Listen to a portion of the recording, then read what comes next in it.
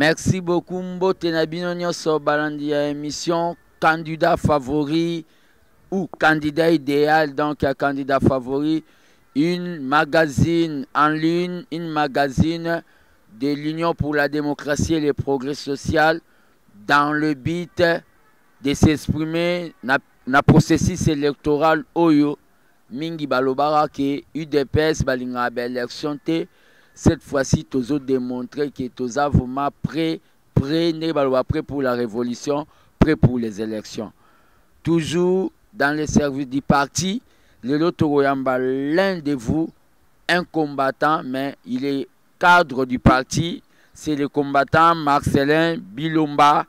Il est secrétaire national en charge du budget et économie. Dans Tozoyamba, économiste, il y a UDPS, donc futur ministre Nabiso na gouvernement, il y a lutte contre la pauvreté, futur ministre Nabiso économie. Bonjour Mbote Ndeko Marcelin.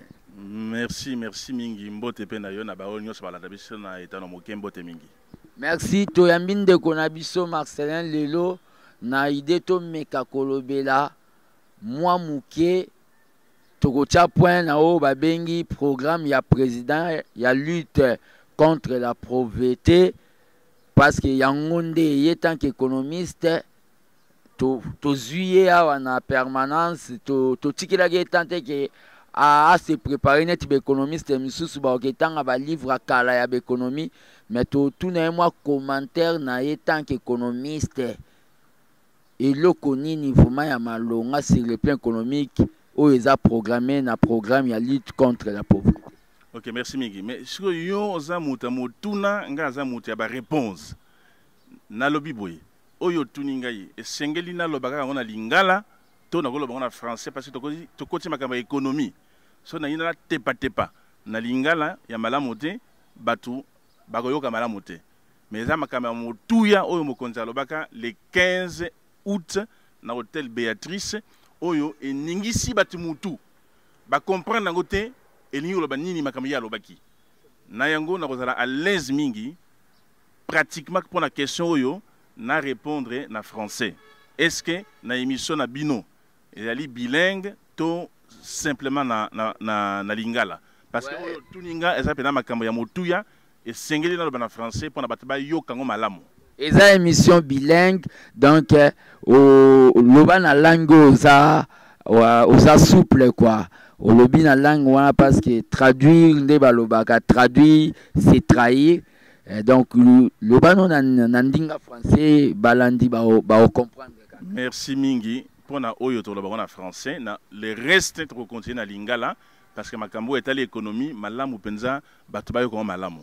Na ndengo tuningai effectivement le 15 août nous avons tous assisté aux propos tenus par le président de l'UDPS, je cite M. Félix Tshisekedi Tshilombo, qui nous a donné sa vision. J'appelle sa vision, ce n'est pas un programme. Le programme, c'est quand il sera au pouvoir. L'alternance que nous attendons de tous nos voeux le 23 décembre 2018. Le président, qu'est-ce qu'il nous a dit, grosso modo? Dans sa vision, il veut faire du Congo un pays prospère où il fera bon vivre pour tous les Congolais. Et il a axé sa vision sur 3 piliers. Un pilier quantitatif et 2 piliers qualitatifs. Les 2 piliers qualitatifs, c'est l'homme, premièrement. L'homme bénéficiaire et acteur de l'économie selon sa vision pour que l'homme bénéficie de toutes les retombées positives de ce que lui, il prévoit comme, je dirais, nouvelle alternative pour faire des choix politiques judicieux. Donc, l'homme. Deuxièmement, un autre pilier qualitatif, c'est la société solidaire. Ça veut dire quoi? L'homme sur qui nous comptons doit vivre dans un environnement qui est sain, doit vivre en profitant, je dirais, d'une économie forte, d'une justice à la portée de tout le monde, qui protège tout le monde, les plus faibles et les plus forts. L'homme doit vivre en cohabitation, bien entendu, dans un habitat, je dirais, correct. l'homme aura droit au travail, parce que travailler, c'est un droit. L'ensemble de tout ce qui nous entoure dans notre environnement, nous voudrions que ça soit accessible à tout le monde sans distinction. Voilà les deux piliers regroupés qui regroupent en fait tous les plans sectoriels, doivent être à la portée de tout Congolais. Alors, maintenant, comment le président il pense réaliser un tel projet? Le président ne veut pas tendre la main à des œuvres de charité. Le président a de l'estime à ce que les Congolais feront comme travail. Il veut que les financements soient faits ici à l'intérieur de la RDC en boostant la croissance économique. C'est une façon de dire quoi? Que nous allons financer nous-mêmes tout ce que nous aurons à faire. Ça ne veut pas dire que c'est à l'État de financer tous les projets, loin de là, mais l'État étant un régulateur, il va créer des conditions pour que les Congo soient un grand marché ouvert aux investisseurs congolais ainsi que des investisseurs étrangers qui voudront venir ici travailler, investir, parce que l'environnement sera tellement balisé et nous avons tellement de potentialités que depuis l'État indépendant du Congo, on n'a jamais eu de choix politique approprié pour booster l'économie du Congo.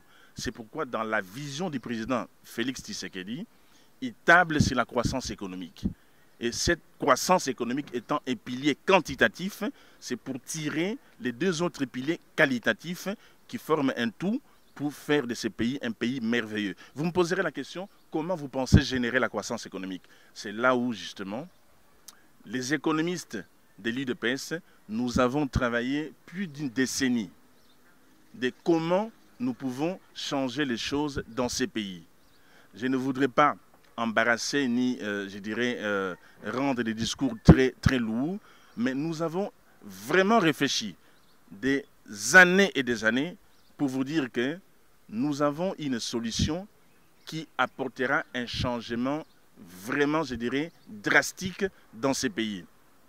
C'est quoi la solution? En ayant parcouru l'histoire de la croissance économique dans le monde pour voir dans tel pays ou dans tel autre, restons peut-être en Afrique pour bien circonscrire notre problème, nous avons connu des pays qui ont eu à réaliser des taux de croissance de l'ordre de 24%. C'était le cas de la Libye. Nous avons connu des pays comme le Botswana, qui a réalisé un taux de croissance de 15%. Mais quand on a les connaissances, les vraies causes pour générer la croissance économique, pour les pays comme le Botswana, qui n'a pas les mêmes avantages comme la RD Congo, un pays qui a une faune, flore vaste, des ressources minières, minérales, un scandale géologique. Avec tous ces avantages, nous avons l'orifice maritime et tout ce que vous voulez. Avec tous ces avantages, si nous connaissons, nous maîtrisons les causes pour générer la croissance économique, à l'instar de ce qui s'est passé en Libye et au Botswana, nous pouvons espérer que le Congo peut effectivement à terme réaliser un taux de croissance de 25%. Mais avant d'arriver à mettre en place des choix de politique économique appropriés et d'atteindre un taux de croissance de 25%, nous pouvons dire ceci. Le Congo, notre pays, et ça je le dis avec force, ne peut pas aujourd'hui se contenter d'un produit intérieur brut chiffré à 37 milliards de dollars américains, source Banque centrale du Congo ainsi que la Banque mondiale. Nous pouvons aller au-delà de ces produits intérieurs bruts par la simple volonté politique. Le Congo actuellement, c'est un grand marché de prédateurs. C'est un pays qui manque un leadership visionnaire. Le pays est ouvert à un grand nombre de mafieux, des gens qui viennent puiser les richesses du Congo et les amener sans y apporter aucune valeur ajoutée au Congo, c'est-à-dire en offrant des possibilités de faire travailler des Congolais. Ils puisent des matières, ils amènent directement à l'étranger. Et notre pays n'attend que des produits manufacturés qui viennent de l'étranger parce que nous sommes incapables de produire localement ce dont nous avons besoin pour notre consommation au jour le jour. À telle enseigne que depuis l'époque de Léopold II, le roi, ainsi qu'aujourd'hui, c'est lui qui dirige le pays. Il fait exactement comme le roi Léopold II faisait dans le temps. Il était venu ici pour puiser et amener à l'étranger. L'actuel pouvoir en place n'a fait qu'accentuer ce que Mobutu faisait. On puise et on amène à l'étranger. La vision du président Félix Tshisekedi, c'est nous amener un changement. Et dans ce que nous avons prévu pour accompagner sa vision, pour que les gens comprennent, nous avons tablé sur une chose principale. Nous allons travailler dans des choix politiques économiques très précis, c'est-à-dire quoi? Nous allons accroître l'industrie manufacturière au Congo. Nous allons travailler dans le sens d'apporter une valeur ajoutée dans plusieurs choses qu'on puisait pour exporter vers l'étranger. Nous allons en grande partie transformer cela ici au Congo, de sorte que les produits manufacturés qui sortiront de nos différentes unités de production à Kinshasa comme dans les autres provinces du pays, ça veut dire quoi? Quand il y a accroissement de l'industrie manufacturière, ce sont des unités industrielles que nous allons implanter, nous Congolais, les investisseurs, ainsi que les investisseurs qui aiment les Congos, qui veulent travailler parce qu'il y a de la matière première ici. Au lieu de prendre les matières premières et les amener à l'étranger, nous allons avoir des unités de production au Congo en grande quantité. Nous allons produire ici sur place au Congo. Les produits manufacturés serviront à la consommation locale, que ce soit dans l'agroalimentaire, que ce soit dans le textile, que ce soit dans le domaine médical. Ça va couvrir l'ensemble de nos besoins. Je vous dis, et je le dis avec force, nous devrions arrêter la politique qui consiste à importer les produits manufacturés de l'étranger pour notre consommation au Congo. Ouais, merci beaucoup, M. Marcelo. Je crois bien que la politique du président Fati ne sera pas comme on a mis à Massangote, mais monsieur Congolais batika komona ata sakombi ya masango ya bukanga lonzo te, mais projet ngo autant de milliards. Monsieur Marcelo, tant qu'économiste, hier c'était le peuple d'abord, le projet de l'héros national Etienne Tshisekedi. Aujourd'hui, vous avez changé de dénomination, c'est devenu la lutte contre la pauvreté. Qu'est-ce que vous pouvez dire à nos téléspectateurs qui vous suivent? Donc, vous avez fait table rase sur ce qui était et vous avez créé quelque chose. Quelle est la différence entre le peuple d'abord, qui était le projet du fait Etienne Tshisekedi, et la lutte contre la pauvreté? Non, échanger le côté. Au contraire, nous sommes dans la logique, le peuple d'abord. Mais quand on lutte contre la pauvreté, c'est ça pour le peuple. Quand on dit lutte contre la pauvreté, nous voulons créer des emplois pour que les gens travaillent. Ça ne veut pas dire le peuple d'abord que Tokokabola Kamambongo na balabala. Non, ce n'est pas ça. Quand on parle de la redistribution des revenus, ça ne veut pas dire que nous allons donner à chaque coin de rue Mbongo na battu. Non. Il faut créer les conditions pour que le peuple ait la possibilité de travailler et de pouvoir supporter les besoins tout à fait naturels d'envoyer les enfants à l'école, d'être bien logés, de bien manger, etc., etc. Mais pour le faire, Sengeli, qu'on crée un cadre pour que Batou baya ko investir, pour na Batou tant baya ko investir dans l'industrie manufacturière et qu'on crée misala à un niveau très élevé. Et c'est ça la meilleure des politiques, plutôt que qu'on bengi saka ba conteneur à bilonko et zo salama à l'étranger. Ba usine ya ba étranger nde na bamboka na bazo sala ba yande ko laisse biso na ba prix bazo fixer biso ya trop cher. Donc nous travaillons toujours dans l'optique, le peuple d'abord, mais en créant créneau oyo, il y a lutter contre la pauvreté parce que ça bénéficie au peuple.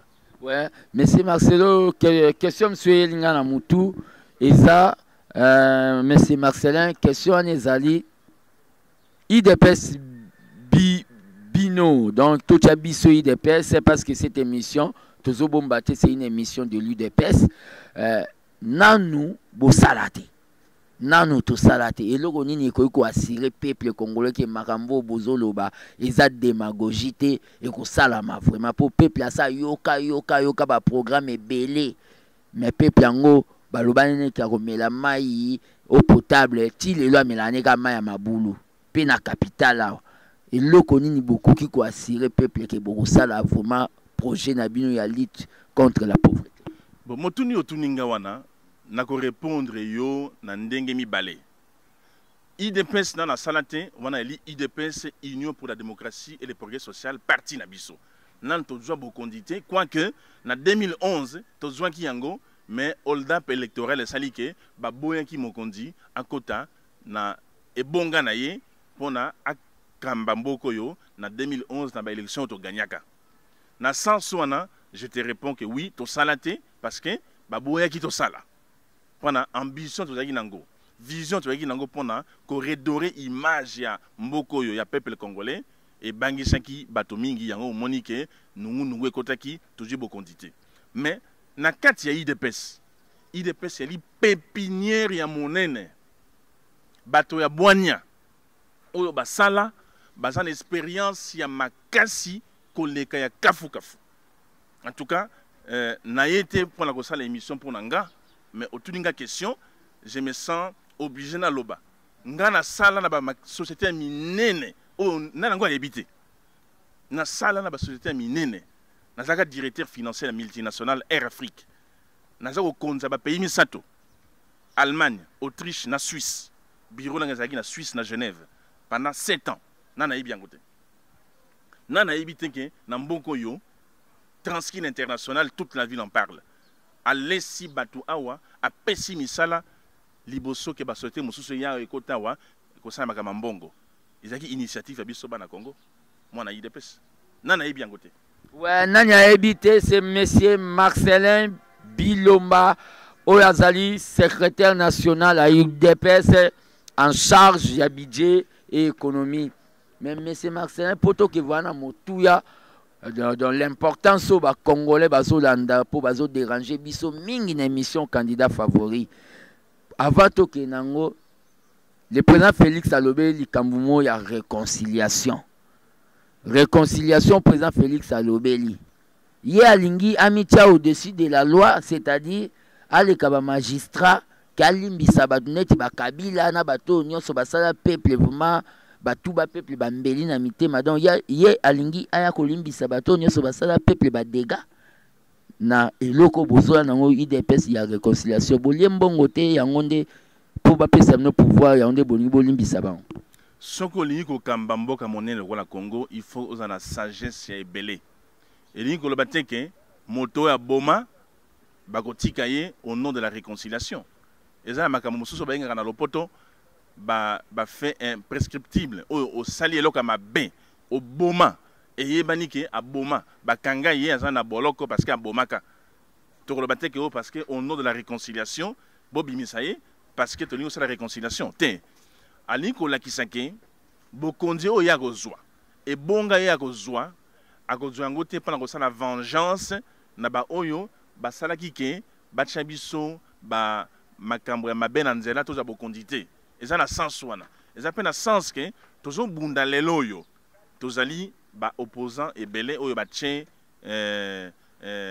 ba candidature na bango esengeli to lo ba langage moko totika makambo ya kofinga finga ko lakisa ke kaka biso ba mosusu bazate esengeli tozala na lisanga liboke moko to solola to yeba ndenge nini tokosangisaka ba programme ya biso nyonso eza na programme oyo eza ko unir biso nyonso et puis to pona bobele moto moko azala candidat unique de l'opposition yende akosukisa ki muibi auto vivre depuis 1997 tina moya lelo yo mboko yo e bongaka te mboka ekoti mobulu mboka ekoti pasi oyo ke moyen ko tena lo bango yalité moto nyonso ayebi c'est na sens on a fait ko kanisa ke sagesse et leki nyonso tokoki kobunda te biso na biso na likambo etali kobongisa mboka. Ouais, merci. Boyoki, l'éclaircissement, il y a monsieur le secrétaire national en charge du budget dans l'économie. Je crois bien, et ça livre vraiment bao balandaka émission na biso candidat favori, les vieux combattants Talanja, Kaungo, et ça lié plaisir, Maman Songambele, ça lié plaisir. Mais motif na biso to invita qui lelo mais c'est le secrétaire national en charge du budget et économie. Eza poto solo la nae makambo etali soutenance ya campagne ya président Fachi. Naebité monsieur le secrétaire national. Est-ce que ba Suédois mbalo ba pimi binombongo ya onde bosali recours na peuple toni nyango eza nini juste peuple yango pe azalakane misérable bokende osenge lisusu tobengango fiscalité politique tonini yamboki na loba na yo na zongeli likambo ya vision pona omona ke il y a une corrélation na makanisi que on ne se trompe pas na zongeli na vision ya président na vision ya président na labaka na yoke toza na pilier moko quantitatif eza kolinga ko kamba ko benda les deux piliers qualitatifs. Et le pilier quantitatif, c'était la croissance économique. Et ali bosali ya mosolo ko créer ressources financières na kati ya mboka. Donc biso moko to sala misala ba investisseurs congolais bako ya, ba investisseurs étrangers bako ya parce que on est ouvert au monde pour to créer ma richesse na kati ya mboka yango nde ekotombola mboka na biso. Na sens wana na makambo etali élection et kozala fierté nationale bana mboka ba financer bango moko peuple congolais a financé bango moko candidat na bango oyo bakopona pona alternance ce ko financer yo moko okongalisa misu ke na tchaki yanga $1 na tchaki yanga 1600 francs na kolala te mokolo wana na surveiller urne wana bourrage ezalate. C'est une façon ya ko conscientiser batou. Ezali hasardé. Et ali makamboto zui na yemei le père de la démocratie. Article qui biso PNC. Prenons-nous en charge. Mais yangonde article biso autre ko lobake article biso cadeau monene. Article biso oyo penza eloko ya motuya. Et sengeli to sale lango. Prenons-nous en charge, tchaya yo $1. Na pokwa nyonso, na chaleur ya Congo, to melaka bière moko. Est-ce que, okoki kosala te sacrifice, les longa na komela bière wana te, na tchayanga $1. Toza combien? Je peux dire que sur le fichier, il y a 32 millions, il y a ba électeurs,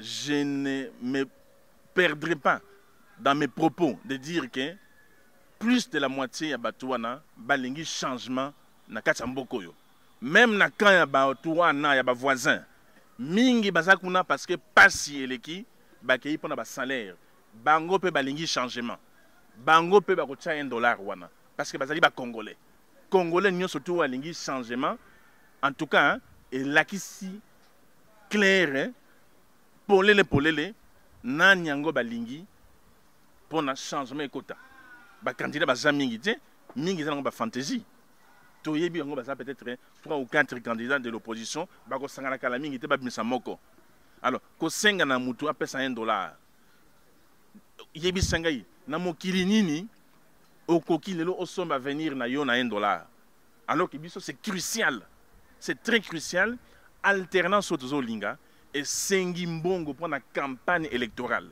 Campagne électorale dans un pays comme la RD Congo, 2 345 000 km². Mais vous imaginez, ce que zangi avion, okotambola ndenge nini à travers la province wana. Nous avons 145 territoires. Il faut prévoir dans chaque territoire au minimum ba moto mibale parce que banzela na ba territoire ezalaka te. Ko sombaka ba moto mibale fois 145 et ça dit 290 motos. Ba vélo à Kosomba. Peut-être moi mituka mike avion ya kotambola ko couvrir mboka mobimana. Je vous dis en gros tokoki koleka 20 millions de dollars. Mais 20 millions de dollars to jango wapi. Lelo yo batuana o bazana bokonzi wana maboko na bango milai e kota kota ko twaka mbongo à l'état. Mingi bakama ko defa mbongo na FPI boyebi yango. Ba futaka te. Mais biso yo to la campagne ndenge nini. Il y a 100 000 témoins qu'on formé à travers la RD Congo. Il faut qu'on forme des formateurs ou déployer dans la province nyonso ko formaka les témoins dans chaque province. Alors budget wana il y a qu'on déployer des formateurs, il y a qu'on former bateau. Et puis jour il y a scrutin, il y a qu'on soutenir les candidats dans biso. Basa na ba unité, pas ba jouaka, ba copie, ba PV. Pas na to boyi makambo ya nungu ke muto a gagnaki bakamati ba bulletin ba yeko sopango nyonso awana kisasa na foire mbule beteli ba bulletin et ba pisa ba procès verbaux et bungi nyonso wana ya limbongo et batu wana ba ibike tozana mbongo te pona bango balobaki ke bako gagner parce que bango bazana mbongo et to la kisa bango ke peuple aliki peuple akocha ya mbongo na minute oyo vendredi je ne peux pas donner le chiffre wana eli président yemoka opesa ba chiffre mais ba monter et côté ba monter kafu kafu. Ouais, bah monteur côté ça va monter à Kafu Kafu Balandi émission candidat favori. Bozo Kandenge Monsieur Marcelin, donc le ministre ya budget et économie à IDPS à Zoloba. Bougie était maranama à Misunango. La charité bien ordonnée commence par soi-même. Et vous allez s'engoper Mbalo UDPS, le plus grand parti à planète et la Kisake peuple vraiment aligné. Sans plus tarder. Bino nyonso bobanda kolela ke ba communiquer bino ba numéro ya compte poto mona ba mbongo ya na maboko ya batu elia mambalo to sali makamuvuma ndenge zalaka na banki e ate opesa nga na pesela yo opesa nga na za président fédéral na oketike la hotel ba numéro yango yo to kopesa micro na biso et pas monsieur Marcelin ou secrétaire national en charge à budget pour à communiquer bino nanu pona batu o bazana na Congo awa pe batu diaspora place ni boko ko kende ko tia balobi te ka $1 te babi $1 ou plus c'est-à-dire yo motalaka il faut fati a somba ba avion pona ko sala ba tourner yo moko beta calcul que ba témoin o ba ozana ba bureau de vote po yo linga vuma que IDPS zo pouvoir ba témoin ba ozana bureau de vote il faut ba tia mo eloko na munoko et que la mingi témoin atika contrôle à que somba mikate na coin wana ba osala bourrage des urnes donc que senga ba témoin baza na moi quelque chose biloko wana nyoso yo beta calcul est-ce que quand na $1 o ba sengi wana ezaka esengi yo boule vraiment maintenant si na bino bato bozo landa na émission candidat favori ba misu ba opesa ba 10 000 €, ba misu ku ba 100 000 €. Donc monsieur le secrétaire national plaisir à trop na si bozo ba bik na bino na moment oyo pona kozwa ba numéro ya compte oyo to pesi pona koyeba ndenge ni ya soutenir Fati. À vous la parole. OK, merci beaucoup. Na yango to sali ba compte misato na ba chombo.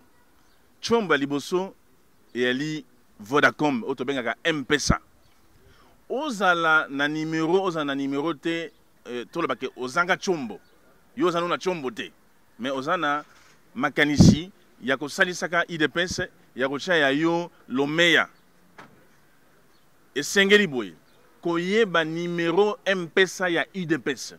Numéro M-Pesa IDPS ya li 08 391 08 391. Voilà pour la Vodacom. Voilà pour la Vodacom. Soko zanga chombo oduka na numéro wana oke kaka na moto oyo asalaka ba transaction wana ebisi ngai na lingi tindela ngai yanga lomeya eza na $1 eza na 5000 francs ndenge yoko mona tindela ngai na mona na misu na ngai na mona ye moto wana kozwa mbongo na yo gratuitement akosala transaction et puis mbalamoko ekolakisa na écran que voilà montant transféré à UDPS et bimisi pe montant ngo alakisi yo et wana oza na assurance mbongo wana ekoti na compte ya UDPS wana yali pona bato bazanga bachombo mais soki oza na chombo na yo soki oza na chombo na yo yoka numéro kaka wana 08 391 odi chombo na yo obeti étoile 12 22 dièse tango tindi et bimiseli yo menu au fini siko numéro 1 envoyer de l'argent tango lo bandenge wana allez elakisi yo nzela et puis ekotuna yo na moment moko numéro de compte oya moto yo kotindela nde otie 08 391 otie montant yo kotinda mbala moko mbongo wana elongwe na kati ya chombo na yo ekoti na chombo ya IDPS wana elipo na M-Pesa Vodacom siko pona Orange procédure ezaka ndenge moko sauf que wana kokota na nzela ya Orange il faut kobeta étoile 144 dièse et kosenga yo numéro ya Orange yali 085 22 22 370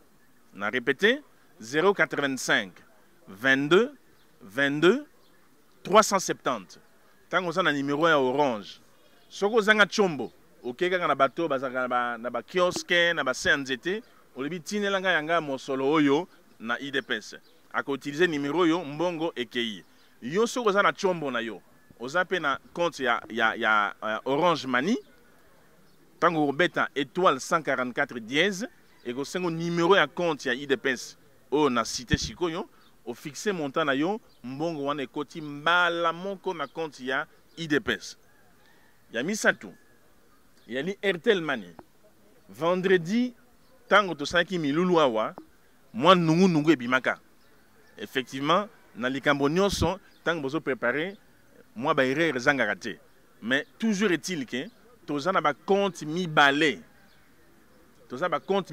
ya Airtel Money ya liboso et ya li 0975 898 400 je répète 0975 898 400 yango nde numéro ya liboso oyo ekomami na ba banderole nyonso numéro ya mibale yali oyo public akanisa ezali numéro ya lokuta en fait yali numéro ya solo ezali 0970 51 11 37 je répète 0970 51 11 37 ndenge moko pe na ndenge ko tina mbongo soko za na chombo te okei na bato basalaka yango bakosalela yo batindi soko za na chombo yo moko beti étoile 501 dièse ekotisi yo na menu ya Airtel Money opesi numéro o fixer montant yo olingo tinda ezala $1 soki na dollar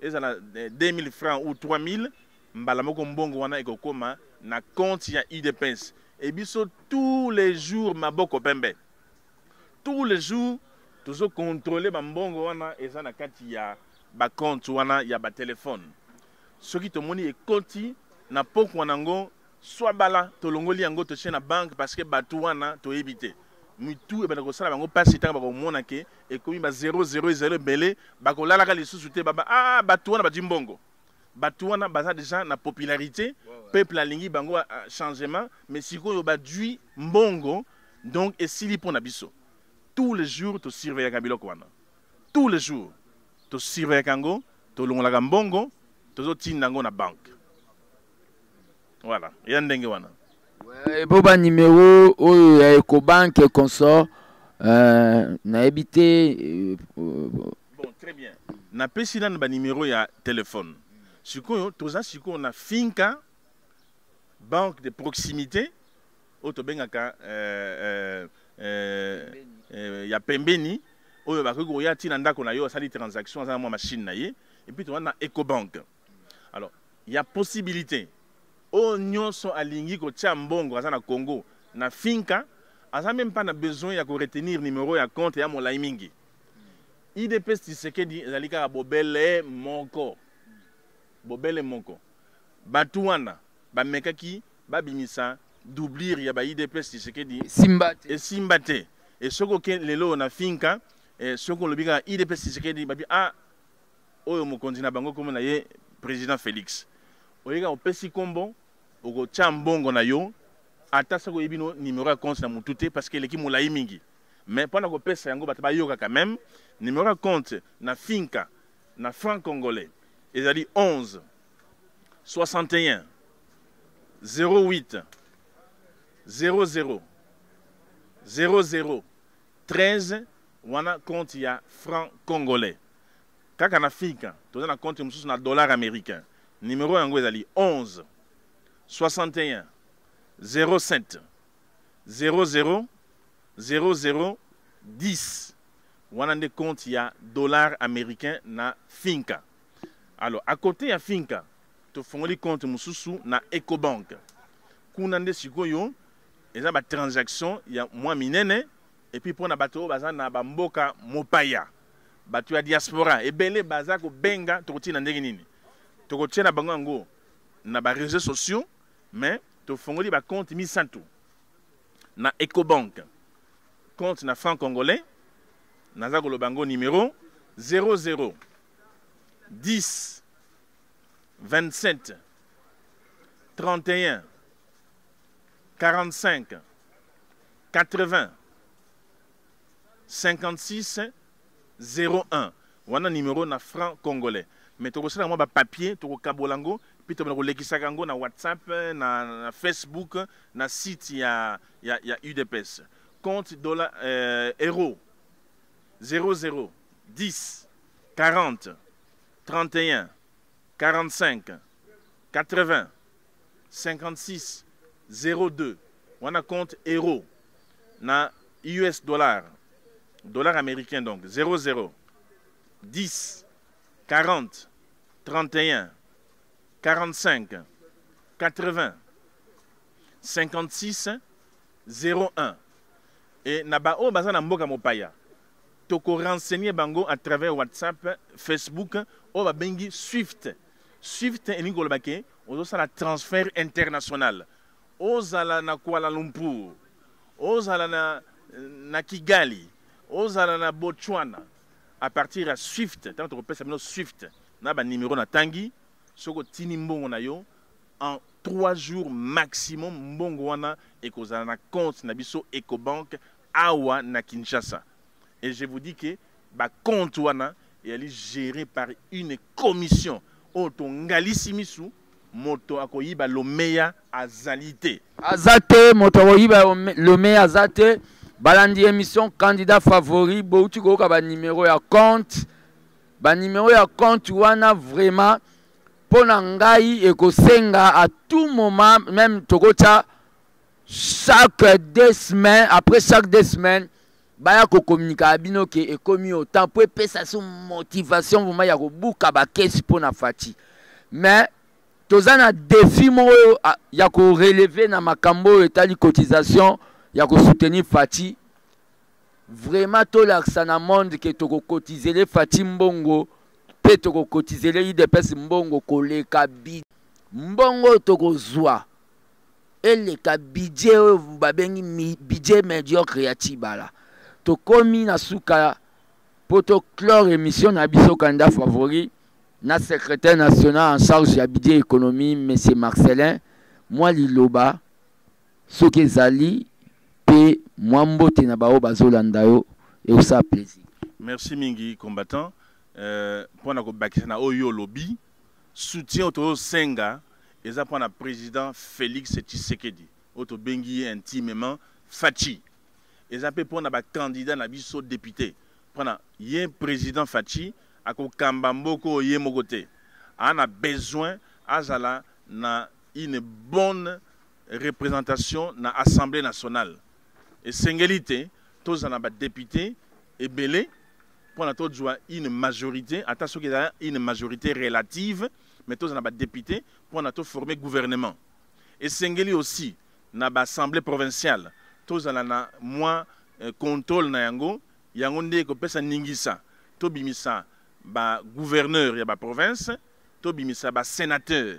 C'est pourquoi mbongo to senga eza prendre président Fachi na ba candidat député nationaux, ba candidat député provinciaux et équipe à campagne eko bima yango nde eko gérer mosolo nyonso ezokota ata lomeya moko ekoki ko se perdre te biso to maboko pembe tozo lakisa transparence à partir ya UDPS yamboke to kende na bokondio to doa to komema transparence wana pona ko gérer na lopota bengango bonne gouvernance ya ba finance publique na mokolo lelo na pesi mbote mingi na baimboka o ba kozali bako rolanda biso na ba etana mokolo lelo et merci mingi na yo ndenge invité nga combattant na sepeli et je pense que toko ba occasion mususu tokutana pona ko annoncer bino au fil du temps makambo ndenge zo kende na ndenge to sana ba collecte ya bambongo ya ko soutenir initiative monene au président Adjoaki na kati ya IDPS.